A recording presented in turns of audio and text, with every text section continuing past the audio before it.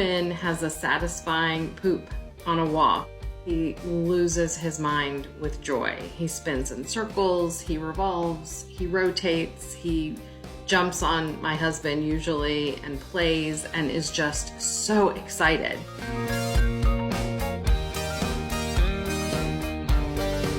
Hey Positivity friends, I'm Gwen Romack. I am Finn's dutiful servant.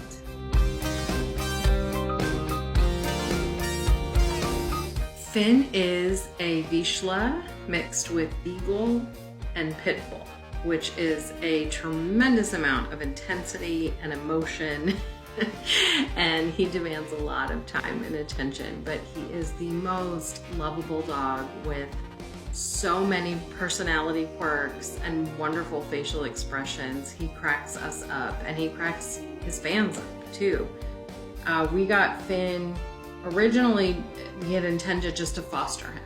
He'd been found on the streets in North Carolina really young, was pulled by the Humane Society and then fell out of a few foster homes, ended up being pulled by a Vizsla rescue that we know well, and they asked if we'd consider fostering and training him up. So we took him in, fully intending to get him adopted by another family.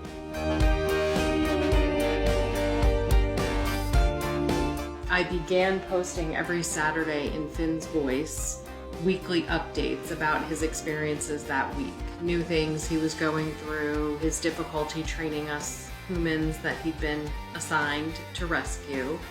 And I would post them into the Vizsla and Beagle and rescue groups online, hoping to find an adoptive family that would sort of fall in love with his quirkiness, but also be really transparent about some of his more neurotic behaviors and personality traits. And over the years, those posts have become so popular, I just kept going for years, every Saturday, even after we decided to adopt him. And then at the start of COVID, fans from online and people in sort of my immediate circle started randomly recommending to me that, or suggesting that I turn these into books, which at the time I thought was a little crazy. But I had lost my job at the start of COVID and decided to just go for it. I figured out how to get published and develop the online presence, and it's been a wild ride.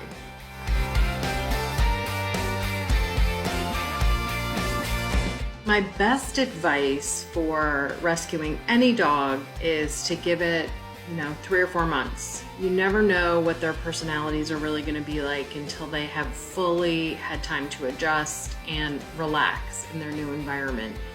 I think my other piece of advice is to know a little bit about your breed, particularly if you're going to rescue, because rescues always come automatically with baggage and trauma and coping mechanisms they've developed.